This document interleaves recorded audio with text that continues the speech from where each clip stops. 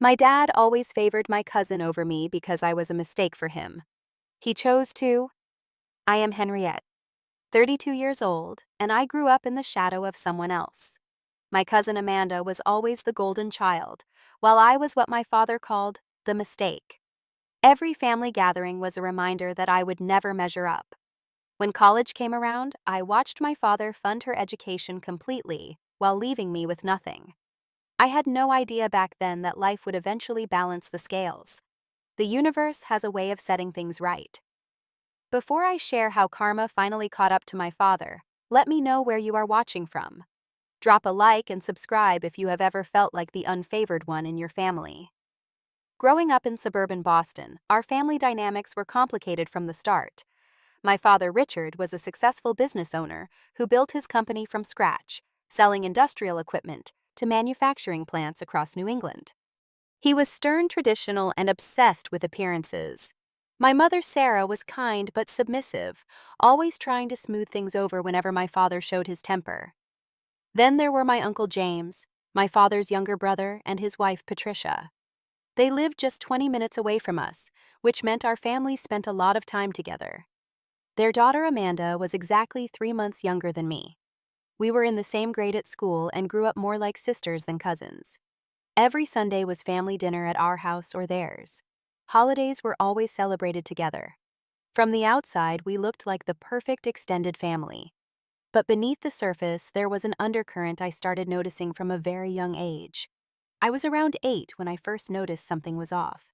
It was Christmas morning and both families were gathered at our house to open presents. Amanda received a beautiful porcelain doll that must have cost hundreds of dollars, while I got a practical set of winter gloves and a math workbook because my father said I was falling behind. I had gotten all A's on my report card that year, including math. The pattern continued. On our 9th birthday celebrations, Amanda got a lavish party with a hired magician and a chocolate fountain. I got a small gathering in our backyard with a homemade cake that my mother apologized for because the frosting had melted in the summer heat. When we both tried out for the school play in 4th grade, Amanda got the lead role. My father took the whole family out to dinner to celebrate. 2 weeks later, when I won the school spelling bee, my father was too busy with work to attend, and there was no celebration dinner. I was 10 years old when I accidentally overheard a conversation that would explain everything. I was supposed to be in bed, but I had snuck downstairs to get a glass of water. My father and uncle were in the den drinking whiskey after dinner. Sometimes I look at Henriette, and all I can think is that she was the mistake that trapped me. My father said his words slightly slurred. Sarah got pregnant and suddenly all my plans went out the window. You did the right thing by marrying her, my uncle replied. Did I? Sometimes I wonder what my life would have been if I had been free to follow my own path. My father sighed. I tiptoed back to my room, tears streaming down my face. The words mistake and trapped echoed in my mind. That night I understood why my father always looked at me differently than he looked at Amanda. I was the unwanted child, the obligation that had derailed his life. Despite this devastating knowledge, I threw myself into my schoolwork. If I couldn't earn my father's love, I would at least earn his respect through achievement. I consistently brought home perfect report cards. I won academic competitions. I stayed up late studying while Amanda was allowed to go to sleepovers and parties. My mother was my only ally. She would smile proudly when I showed her my accomplishments and whisper that she was proud of me. But even she never stood up to my father when he dismissed my achievements as expected, while praising Amanda for getting a B- on a test. Your cousin has to work harder for her grades, he would say. You just happen to get your mother's brains. Even that was a backhanded compliment suggesting that my intelligence was just genetic luck rather than hard work. By the time we entered middle school, the divide had grown even wider. Amanda was popular and outgoing, while I was more reserved and focused on my studies. My father would call her sunshine, and me bookworm, the difference in his tone making clear which was the compliment. Books became my refuge. The library was my sanctuary. In stories, I could escape to worlds where people were valued for their character and effort, not for how convenient their existence was to others. Art also became an outlet for me. I would sketch for hours, pouring my emotions onto paper in ways I couldn't express out loud. "You know your father loves you in his own way," my mother would say when she found me crying. But even as a child, I recognized the empty platitude for what it was. Love shouldn't need qualifiers. High school only intensified the growing divide between how my father treated Amanda and me. I thrived academically, making honor roll every semester. I became captain of the debate team in sophomore year and editor of the school newspaper as a junior. I was in the running for valedictorian and had started winning state-level writing competitions. Amanda did fine, but not spectacularly. She maintained a solid B average and was on the cheerleading squad. She went to parties and had a wide social circle while I focused on building my resume for college applications. My father never missed a single one of Amanda's cheerleading competitions. He would sit in the bleachers with my uncle and aunt cheering loudly whenever Amanda performed. But when I had a debate tournament or a writing award ceremony, he was mysteriously always busy with work. During my junior year, I won first place in a prestigious national writing competition. The ceremony was being held in Boston, just a 30-minute drive from our house. Writers and educators from across the country would be there. It was the biggest accomplishment of my life so far. "Dad, the ceremony is on Saturday at 2. Will you come?" I asked hesitantly at breakfast, sliding the invitation across the table. He barely glanced at it. "That's the same day as Amanda's regional cheerleading competition. We already promised to be there." "But this is a national award," I said, my voice cracking. "The Boston Globe is covering it. There will be college recruiters there." "Henrietta," he said firmly, "family commitments come first. Amanda needs our support." The message was clear. Amanda was family. I was not, at least not in the ways that mattered. My mother attended the ceremony alone. She took pictures and hugged me tightly afterward, but the empty seat beside her felt like an accusation. That evening, we arrived home to find my father showing off a video of Amanda's cheerleading routine to some neighbors. He didn't even ask about my award. My grandmother, my father's mother, was the only other person who seemed to notice the disparity in treatment. Grandma Rose lived in a retirement community about an hour away, but she would take the bus to visit us once a month. "Your father was always the stubborn one," she told me once when we were alone. "He gets an idea in his head and refuses to see anything else. But you listen to me, Henriette. Your worth isn't determined by his blindness." Those monthly visits with my grandmother became precious lifelines. She would ask detailed questions about my achievements and actually listen to the answers. She kept a scrapbook of newspaper clippings whenever I was mentioned for academic accomplishments. She sent me handwritten letters of encouragement between visits. Everything changed again when my mother was diagnosed with aggressive breast cancer during my sophomore year. She declined rapidly, and by the middle of my junior year, she was gone. The loss was devastating, not just emotionally, but practically. My mother had been my buffer, my advocate, my one source of unconditional love in the household. After her death, my father became even more distant and critical. It was as if without my mother there to mediate, he no longer felt the need to maintain even the pretense of equal treatment. Family dinners became silent, uncomfortable affairs. He buried himself in work and spent even more time with my uncle's family, often leaving me alone at home with a $20 bill for pizza. Amanda did try sometimes. She would invite me to parties or to hang out with her friends. But the gestures always felt hollow, especially when she would slip and mention something my father had bought for her, or somewhere he had taken her without me. "Oh, I forgot you weren't there," she would say with an awkward smile. "It was when Uncle Richard took us to the Cape for the weekend." I hadn't even known they'd gone. Despite everything, I was determined to prove my worth. If not to my father, then to myself and to my mother's memory. I applied for prestigious summer programs and internships. I took advanced placement classes and dual enrollment courses at the local community college. I built a resume that would make any parent proud. But my father remained unimpressed. "Book smarts only get you so far in the real world," he would say, dismissing my achievements. Then, in the next breath, he would boast to his friends about how Amanda had gotten a part-time job at the mall, showing real initiative. The disparity was exhausting and infuriating, but I channeled that anger into determination. I would succeed despite him, not because of him.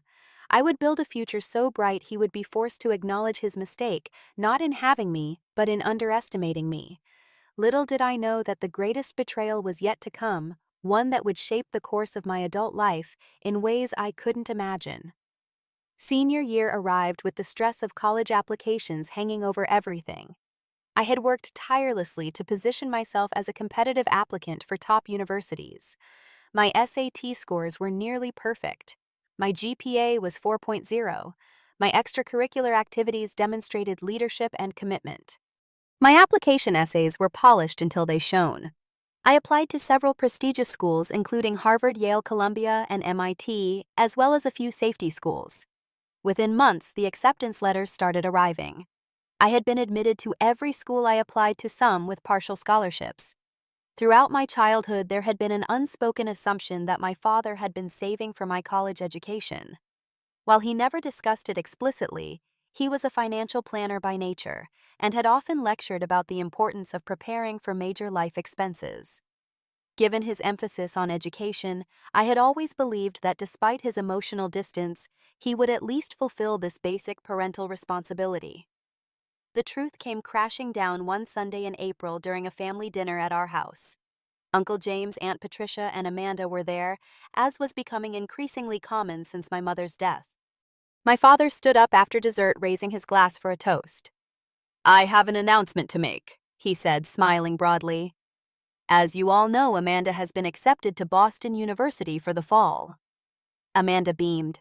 She had only applied to 3 schools and had been waitlisted at one, rejected from another, and accepted to BU, which was her first choice anyway, because she wanted to stay close to home. "James, Patricia," my father continued, "I want you to know that as we discussed years ago, I will be covering Amanda's full tuition for all 4 years. She doesn't need to worry about student loans or work-study programs. She can focus entirely on her studies and enjoying the college experience." The room erupted in excited thank yous and congratulations. I sat frozen, my fork suspended halfway to my mouth. Full tuition. For Amanda. What about me? "Dad," I said when the commotion died down. "What about my college fund? I've been accepted to Columbia and Yale." "The partial scholarships will help, but the tuition is significant." A heavy silence fell over the room. My father looked at me with something between irritation and discomfort. "Henrietta," he said stiffly, "Amanda's parents have been struggling financially since James's company downsized last year. They need the help more than you do." "But what about my education?" I pressed, feeling a growing sense of panic. "Where's my college fund?" My father cleared his throat. "There isn't one. Not specifically for you." The words hit me like a physical blow. No college fund, no money set aside for my future, nothing. "But you've always talked about financial planning," I said, my voice rising with disbelief. "About saving for important expenses, about responsibility." "And I have been responsible," he snapped. "I made a promise to my brother years ago that I would help his daughter if they needed it. Now they need it." "And what about your promise to your own daughter?" I asked, tears welling in my eyes. "I never explicitly promised you anything," he said coldly. "You've always been self-sufficient. You'll figure something out. Apply for more scholarships. Get a job." I looked around the table. Uncle James and Aunt Patricia were studying their plates, clearly uncomfortable but not speaking up. Amanda looked genuinely distressed, but she too remained silent. In that moment, I realized that not one person in that room was going to stand up for me. I excused myself and fled to my room, where I broke down in tears of rage and betrayal. Through the thin walls, I could hear the conversation continuing downstairs, as if nothing had happened, my father's voice jovial as he discussed Amanda's bright future. Later that night, as I was researching student loans online, Amanda knocked on my door. "I'm sorry," she said, hovering in the doorway. "I didn't know Uncle Richard hadn't saved anything for your college. Mom and Dad assumed he had." "Did they?" I asked bitterly. "Or did they just not care as long as you were taken care of?" "That's not fair," she protested. "We've been struggling since Dad got demoted. The mortgage is behind. They were desperate. And I'm not, I shot back. I've worked my entire life for this opportunity. I got into Ivy League schools, Amanda. Do you know how hard that is? And now I'm going to have to turn them down because I can't afford them. She had the decency to look ashamed. Maybe I could talk to Uncle Richard, ask him to split it between us. But we both knew it wouldn't happen. My father had made his choice long ago. I was the obligation. Amanda was the child he wished had been his. The following weeks were a desperate scramble. I applied for every scholarship I could find. I met with financial aid officers. I looked into work-study programs and part-time jobs. In the end, I had to decline my acceptances to the prestigious universities I had worked so hard to get into. Instead, I enrolled at the State University, which offered me a larger scholarship package, though still not enough to cover all expenses. I would need to work nearly full-time while attending college to make ends meet. The dream of focusing entirely on my education, of joining clubs and making connections, and having the full college experience was dead. All because my father had chosen to fund someone else's child over his own. The summer before college was tense and lonely. I picked up extra shifts at my part-time job at the local bookstore, trying to save as much as possible. My father rarely spoke to me, as if my disappointment was an inconvenience to him. Meanwhile, Amanda went on a European trip with friends before college, funded in part by my father as a graduation gift. When she posted photos from Paris and Rome on social media, I blocked her account. It was the only way to preserve my sanity. By the time September arrived, I had moved into a cramped shared apartment near campus rather than the dorms I couldn't afford. I had lined up a job waiting tables at a restaurant near campus and another stocking shelves at a grocery store on weekends. Between the two jobs and a full course load, I would be working over 60 hours a week. As I unpacked my meager belongings in my tiny bedroom, I found a card that had been slipped into one of my boxes. It was from my grandmother, with 5 $100 bills inside. "This isn't much," she had written, "but it's what I can spare from my fixed income. You deserve better than what you've been given, Henriette. Don't let Richard's blindness dim your light. I believe in you." I sat on my second-hand mattress and cried, but this time, alongside the tears of hurt, were tears of determination. I would make it work. I would succeed despite everything. And someday my father would regret his choice. Little did I know how prophetic that thought would be. College was a blur of exhaustion and determination. While Amanda was posting about sorority parties and spring break trips, I was juggling full-time studies with nearly full-time work. I averaged 5 hours of sleep a night and lived on coffee and ramen noodles to save money. Despite the challenges, I excelled academically. I made connections with professors who were impressed by my work ethic and intelligence. I sought out every opportunity for extra credit research assistance positions and academic competitions with cash prizes. By junior year, I had managed to secure a better-paying campus job as a research assistant and had cut back my restaurant hours. I was on track to graduate with honors in marketing and communications, with a minor in digital media. I built a portfolio of work through freelance projects and unpaid internships squeezed in during holiday breaks. While my path was difficult, I was laying the groundwork for a career. Amanda, meanwhile, was coasting through a business program, changing her concentration 3 times and taking 5 years instead of 4 to graduate. After graduation, I found an entry-level position at a small marketing firm in Boston. The salary was modest, but it was a start. I moved into a tiny studio apartment and began chipping away at my substantial student loan debt. Amanda graduated the following year and immediately landed a position at a prestigious financial firm, despite her mediocre grades and lack of internship experience. I later learned that my father had called in a favor with a business associate to secure her the job. "Your cousin has started her career at Blackwell Financial," my father mentioned during one of our rare phone conversations. "Junior analyst position. They're very selective." I swallowed my bitterness. "That's great. I'm up for a promotion at my firm." He replied disinterestedly. "How are those student loans coming along?" Every interaction was like this. A subtle reminder of Amanda's advantages and my struggles delivered with casual cruelty. The pattern continued through our 20s. Whenever Amanda faced a career obstacle, my father would step in with connections, recommendations, or advice. When I struggled, I was on my own. There was the time I applied for a position at a major marketing agency, a step that would have significantly advanced my career. I had the experience and qualifications, and the initial interviews went well. Then I learned that one of the senior partners was a longtime client of my father's business. "Dad," I said during a rare visit home, "I'm interviewing at Harrison Media. I noticed Mr. Daniels is a partner there, and I know he's your client. Would you be willing to put in a good word?" My father frowned. "I don't mix business with personal matters, Henriette. Besides, you should earn positions on your own merit, not through connections." The hypocrisy was staggering. 3 months earlier, he had personally called the hiring manager at another firm when Amanda was applying there. I didn't get the Harrison Media job. Meanwhile, Amanda was thriving in her artificially boosted career. My father made sure she was introduced to the right people, invited to the right events, guided toward the right opportunities. When she made mistakes, he cleaned them up. When she faced setbacks, he smoothed the way forward. The contrast was never more painful than at a family gathering for my grandfather's 80th birthday. Everyone was there, including extended family we rarely saw. After dinner, my father clinked his glass for attention. "I have some news to share," he announced proudly. "As a graduation gift that's a bit delayed, I've paid off the remainder of Amanda's student loans.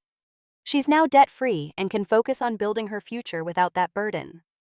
The room erupted in congratulations. I sat there still struggling under the weight of my own loans, which would take another decade to pay off at my current rate. No one seemed to notice or care about the inequity.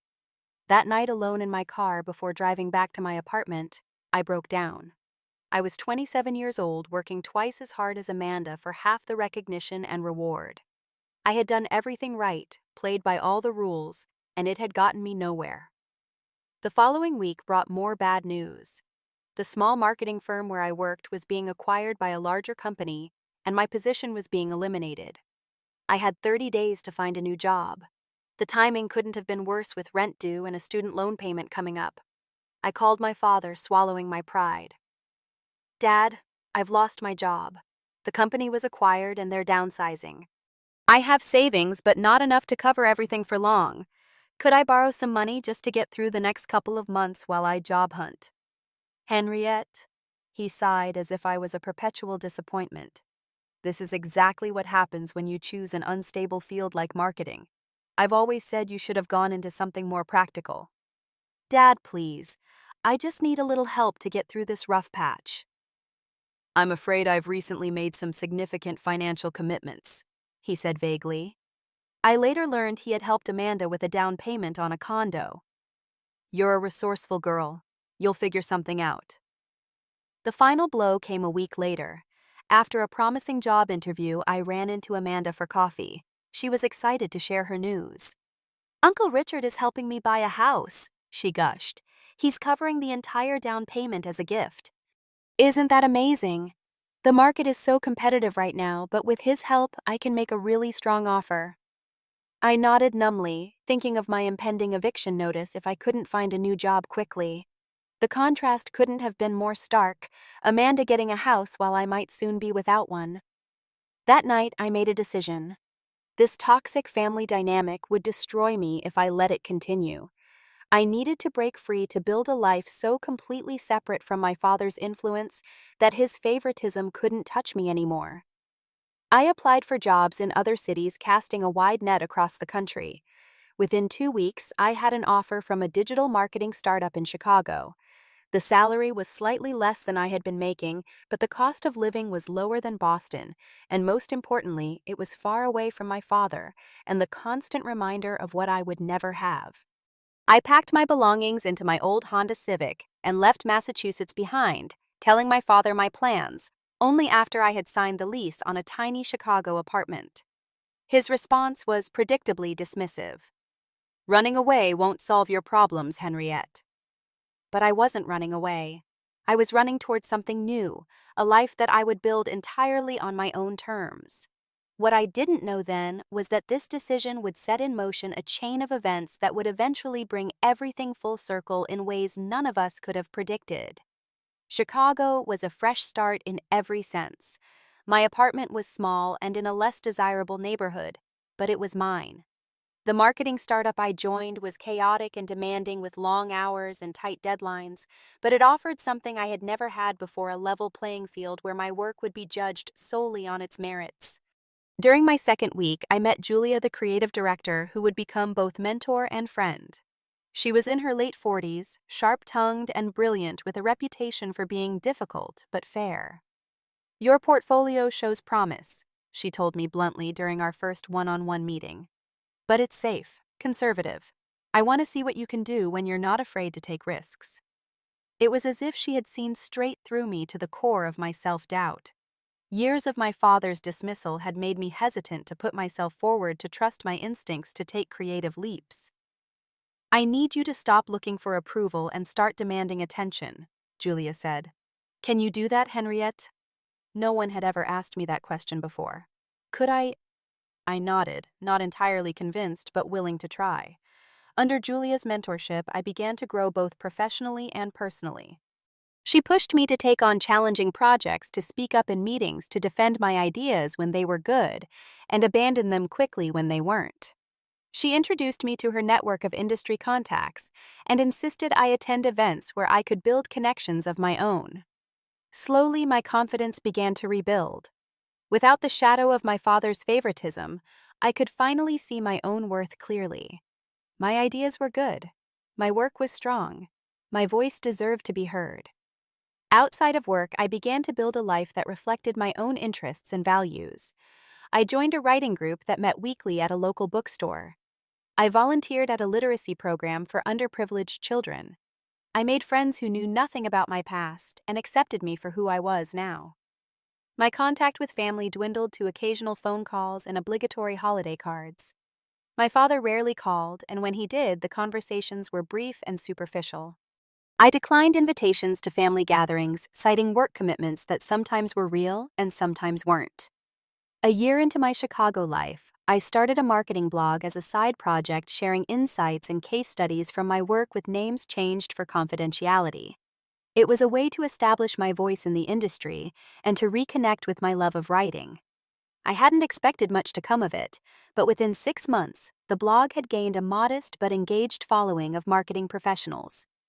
2 years after my move, just as I was beginning to feel truly established in my new life, I received a letter from a law firm in Boston. My grandmother had passed away peacefully in her sleep. She had left me her entire estate, which included her modest savings and her small one-bedroom condo in the retirement community. Along with the official documents was a handwritten letter from my grandmother, dated just a month before her death. "Dearest Henriette," she had written, "if you're reading this, I've finally escaped your grandfather's terrible cooking for good. I want you to know that I have always seen how unfairly Richard has treated you, and it has broken my heart. I was too cowardly to confront him directly, a failure I will regret eternally. But I have made sure that what little I have will go to you, the grandchild who truly embodies the values of hard work and perseverance that I believe in. Use this small inheritance to continue building the wonderful life you deserve. I am so very proud of you." I sat in my apartment crying, both for the loss of my grandmother and for the validation her words provided. Someone had noticed. Someone had cared. Someone had been proud of me. The inheritance wasn't life-changing, but it was significant enough to make a difference. I paid off a chunk of my student loans and invested the rest in additional digital marketing certifications and workshops that would enhance my skills and credentials. Around the same time, a major project came my way at work. A well-known consumer brand was looking to revitalize their image with younger audiences. They wanted something innovative, something that would get people talking. Julia assigned the project to me. "This is your chance to show what you can really do," she said. "Don't play it safe." I threw myself into the project, drawing on everything I had learned about digital trends and consumer behavior. I developed a campaign that was bold, slightly controversial, and designed to spread organically through social media. It was a risk, but a calculated one. The client loved it. The campaign launched, and within days it was being discussed on major marketing websites and social media platforms. The brand saw an immediate uptick in engagement and sales, particularly among the younger demographic they had been struggling to reach. The success of the campaign raised my profile within the agency and the industry. My blog subscriber numbers tripled. I was invited to speak at a marketing conference. And then, most unexpectedly, I received a call from the head of a prestigious agency in New York. "We've been following your work," the woman said. "Both the campaign for Bright Products and your blog. We're impressed. We'd like to talk to you about a senior position that's opening up in our digital strategy department."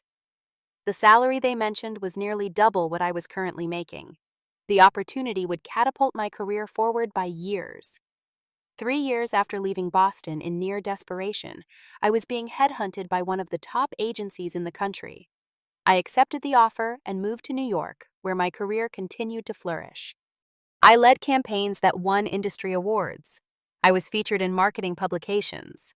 I built a reputation as an innovative thinker who could connect brands with consumers in authentic ways. By the time I was 31, I had paid off my student loans entirely.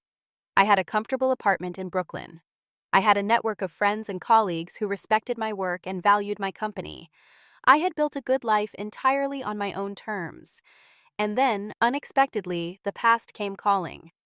My Uncle James was retiring, and there was to be a celebration. After years of declining family invitations, I decided it was time to go back, if only to show myself how far I had come. Little did I know that the trip would reveal just how dramatically the tides had turned. I flew back to Boston for the weekend of Uncle James's retirement party. It had been nearly 4 years since I'd returned to my hometown, and longer still since I'd seen most of my extended family. I checked into a hotel rather than staying with my father, a decision that raised eyebrows but preserved my peace of mind. The party was being held at a country club where my father was a member. As I entered the banquet hall, I was struck by how little everyone had changed, and yet how differently I saw them. My father, now with more gray in his hair, still stood with the same self-important posture. Uncle James and Aunt Patricia looked older, more tired. And Amanda, dressed in an expensive but somehow ill-fitting designer dress, seemed tense despite her smile. "Henriette," Aunt Patricia exclaimed, air kissing my cheeks. "You look wonderful. New York must agree with you." "It does," I said, smiling genuinely. "The pace suits me." "We've heard about your success," Uncle James said, patting my shoulder. "Some big marketing awards, right? Richard mentioned you're doing well." I doubted my father had volunteered that information willingly. More likely they had seen my professional achievements through social media or industry news. My father approached his greeting stiff. "Henriette, glad you could make it." No hug, no warmth, just acknowledgement of my presence. "Congratulations on your retirement, Uncle James," I said smoothly, moving past my father to present my uncle with a gift. 30 years with the same company is an impressive milestone. As the evening progressed, I circulated among relatives, catching up and fielding questions about my life in New York. I noticed Amanda standing alone by the bar, nursing a drink and checking her phone repeatedly with a furrowed brow. Curious, I made my way over to her. "Everything okay?" I asked. She looked up, startled, then forced a smile. "Fine, just work stuff. Never ends, you know." But her expression suggested it was more serious than routine work concerns. Throughout dinner, I observed her having intense, whispered conversations with her parents, her face drawn with worry. It was my father who inadvertently revealed part of the story when he joined me at the dessert table. "Your cousins had some setbacks at work," he said, eyeing Amanda across the room. "Financial sector can be volatile." "What kind of setbacks?" I asked, serving myself a slice of cake. "Lost a major client account. Second one this quarter." He frowned. "She'll bounce back. Just needs to be more careful with her client relationships." There was something odd about his tone, a defensiveness that suggested there was more to the story than he was sharing. Later, I overheard a snippet of conversation between two distant relatives. Heard she was put on administrative leave pending some kind of investigation. My curiosity piqued. I did some discreet research that night back at my hotel. A quick LinkedIn check showed that Amanda's profile listed her as seeking new opportunities, a recent change. More telling, a search of financial industry news turned up an item about irregularities at her firm that had led to several terminations. No names were mentioned, but the timing aligned suspiciously well. The next morning, I met my father for breakfast at his insistence. He seemed uncharacteristically eager to hear about my work, asking detailed questions about my recent campaigns and clients. "Your agency handles some significant accounts," he noted, studying me with new interest. "We do," I agreed. "The Sinclair Group just signed with us last month, a 3-year contract worth about $8 million in billables." He nodded, impressed despite himself. "And you're directly involved in pitching these clients?" "I lead the pitches for my department," I said, unsure where this was going. He leaned forward, lowering his voice. "Henrietta, I know we've had our differences over the years, but I'm hoping we might be able to put those aside for the sake of family." I tensed, suddenly understanding the purpose of this breakfast. "What's going on, Dad?" After some hesitation and circuitous explanation, the truth emerged. My father's business was failing. He had resisted adapting to digital trends and lost major clients to competitors who offered modern solutions. He was facing possible bankruptcy if things didn't turn around quickly. More shocking was what he revealed about Amanda. She hadn't just lost client accounts. She had been embezzling from her clients to maintain a lifestyle she couldn't actually afford, siphoning money from accounts she managed to cover her mounting credit card debt. She was now facing potential criminal charges and had been fired, her reputation in the industry destroyed. "She made a mistake," my father said, his voice strained. "She was just trying to keep up appearances until her investments paid off." The irony was almost too perfect. After years of favoritism and financial support, Amanda had still crashed spectacularly, while I had built a successful career from nothing. "What exactly are you asking me for?" I said, already knowing the answer. "2 things," he admitted. "First, Amanda needs a good lawyer. The retainer is substantial, and James and Patricia are already stretched thin with second mortgages for her legal fees. I'm wondering if you might be able to help. And the second," he hesitated, pride visibly wrestling with desperation. "My business needs to modernize. Digital marketing, online presence, all of it. I've gotten quotes from agencies, but the cost is prohibitive given my current situation. I thought perhaps with your connections you might be able to help at a more reasonable rate." The request hung in the air between us, loaded with decades of hurt and rejection. My father, who had never supported my career, was now asking me to use that career to save him and his favorite. "Let me make sure I understand," I said slowly. "You want me to use my hard-earned money to help Amanda avoid the consequences of her criminal actions, and you want me to leverage my professional reputation to help save your business at a discount." He had the grace to look uncomfortable. "I know it's a lot to ask, but we're family." "Are we?" I said quietly. "Because for most of my life it's felt like Amanda was your family, and I was your obligation." His face flushed. "That's not fair, Henriette." "Isn't it? You funded her education while leaving me with nothing. You helped her buy a home while I was facing eviction. You made connections for her career while telling me to succeed on my own merits. And now that she's facing the consequences of her actions, and you're facing the consequences of your business decisions, suddenly I'm family." I could see from his expression that my words had hit home.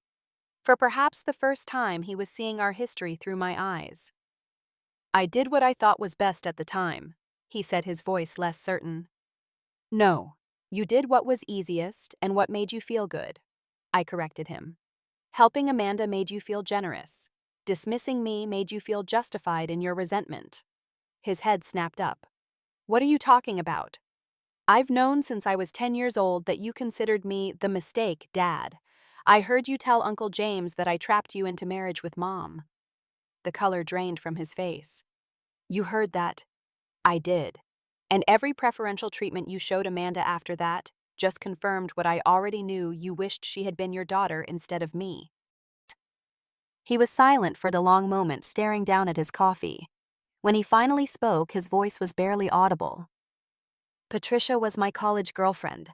Did you know that? We were together for 3 years. I was going to propose after graduation, but she met James during a summer internship and fell for him instead. They got married 6 months after graduation. I sat very still, sensing a revelation coming that would reshape my understanding of our family.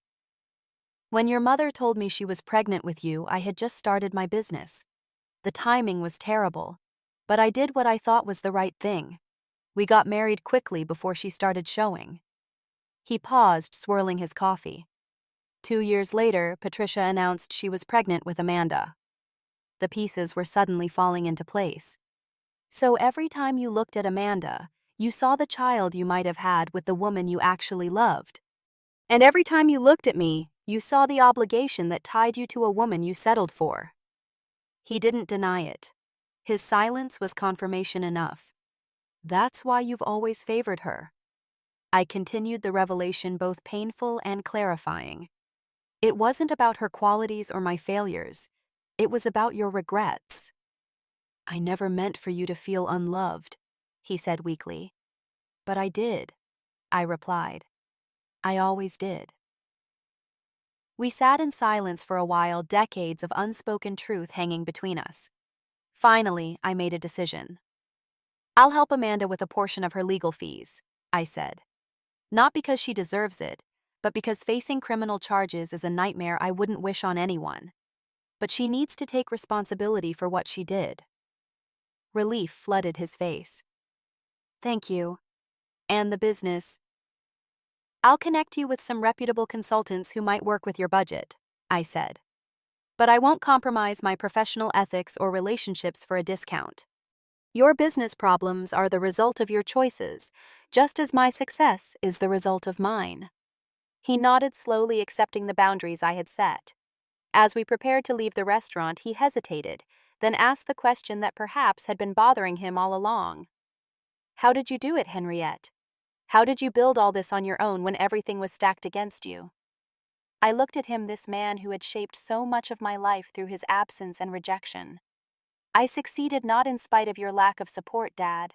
In a way, I succeeded because of it. You taught me the most valuable lesson of all, that no one would ever hand me anything. Everything I have, I built myself, and that means no one can ever take it away from me. As we walked out into the bright Boston morning, I felt lighter than I had in years. The past couldn't be changed, but it no longer had power over my future. The tables had turned in ways none of us could have predicted, and in that reversal, there was a kind of poetic justice that no amount of planning could have engineered. In the months following Uncle James's retirement party, things changed in ways I couldn't have anticipated. I kept my promise to help with Amanda's legal fees, paying for a reputable attorney who specialized in white-collar crime. The lawyer was honest about her prospects. She would likely avoid jail time as a first-time offender, but she would face probation, significant fines, and a felony record that would effectively end her career in finance. Amanda, to her credit, seemed genuinely humbled by her fall from grace. When we met for coffee during one of my trips to Boston for her court proceedings, she was a different person from the entitled cousin I had grown up with. I know saying sorry doesn't begin to cover it, she said, her eyes red-rimmed and sincere, not just for the mess I'm in now, but for all the years I accepted Uncle Richard's favoritism without questioning it.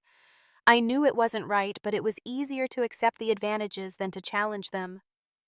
It was easier for everyone, I acknowledged. You didn't create the dynamic. No, but I benefited from it, she said. And now look at me. All those advantages, and I still managed to self-destruct spectacularly. There was a certain irony to it all. Despite having every opportunity handed to her, Amanda had crumbled under pressure, while I had built resilience through necessity.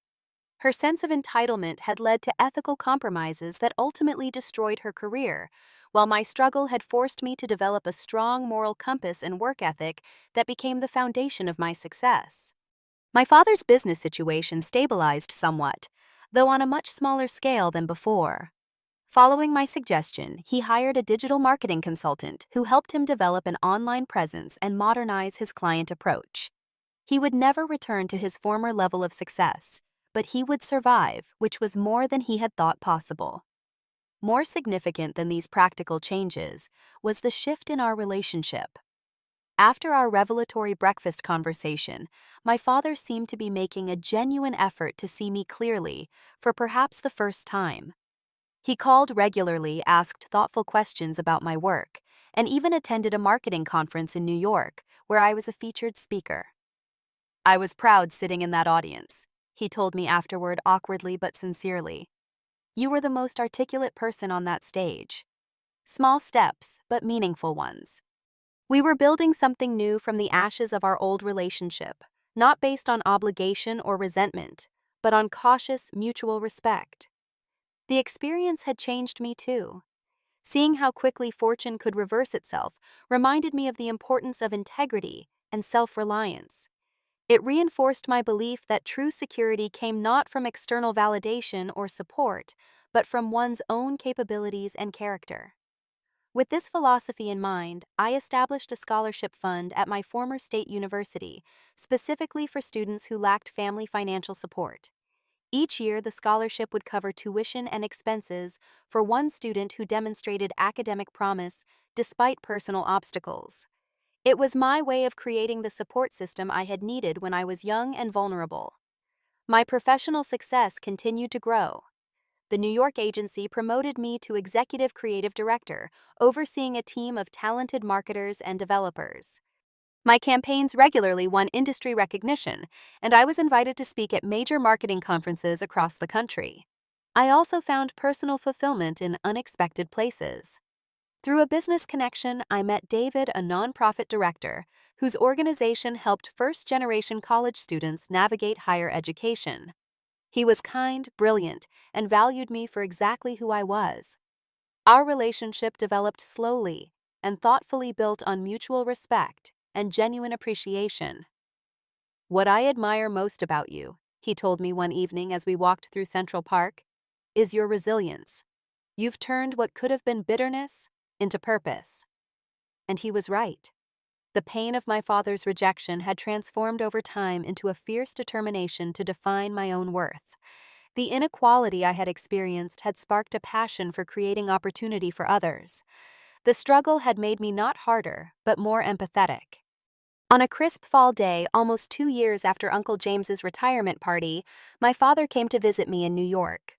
We walked through the city streets, talking more openly than we ever had before. I need to tell you something, he said as we sat on a bench overlooking the East River. Something I should have said years ago. You didn't trap me, Henriette. I trapped myself with my own regrets and resentments. And in doing so, I failed to see what was right in front of me, a daughter any father would have been proud of. I felt tears welling up, years of longing for those words suddenly crashing over me. I can't change the past, he continued. I can't give you back the college experience you deserved or undo the hurt I caused, but I want you to know that I see you now. I see your strength and your intelligence and your kindness. You succeeded not because of me, but despite me, and that makes your success all the more remarkable. We sat in silence for a while, the words settling between us, not erasing the past, but perhaps beginning to heal it. Later that night, after my father had gone back to his hotel, I stood at my apartment window looking out over the Brooklyn skyline. I thought about the long journey that had brought me here, from the heartbroken child who overheard her father's rejection to the successful woman I had become. The truth is, we don't get to choose our family circumstances. We don't get to decide whether we're the favorite or the afterthought. But we do get to choose how we respond to those circumstances. We get to decide what we build from the materials we're given, whether they're advantages or obstacles. My father's favoritism had been painful, but it had also freed me to build a life entirely of my own making. Without his support, I had been forced to develop strengths I might never have discovered otherwise. Every achievement was unmistakably mine, earned through my own effort and determination. That knowledge, that bone-deep certainty of my own capability, was a gift that no amount of college tuition could have purchased. It was the foundation upon which I had built everything else, and it would remain solid regardless of what storms might come. As I watched the city lights twinkling against the night sky, I felt a profound sense of peace. The scales had balanced not through vengeance or retribution, but through the natural consequences of the choices we had all made. My father had invested everything in Amanda and lost his investment. I had invested in myself and reaped the rewards of that faith. Sometimes justice doesn't announce itself with dramatic flourish. Sometimes it arrives quietly in the gradual shifting of circumstances, in the slow recognition of truth, in the gentle balancing of accounts that comes with time. I had spent so many years focused on what I didn't have that I had almost missed seeing what I had gained. Unshakable self-reliance, genuine friends who valued me for myself, work that fulfilled me, and eventually even a father who was beginning to see me clearly. The favoritism that had once defined and confined me no longer had that power. I had moved beyond it to create a life based not on comparison or competition, but on my own values and vision. That perhaps was the most important lesson of all. Our worth is never determined by how we rank in someone else's estimation, even a parent's. It is determined by our own integrity, our compassion, our resilience, and our willingness to grow beyond the limitations others place upon us. Have you ever had to overcome someone's low expectations of you? How did you handle the situation? Share your story in the comments below. If this resonated with you, please like and subscribe for more stories of overcoming adversity and finding your own path. And remember, sometimes the greatest gift is being forced to discover your own strength.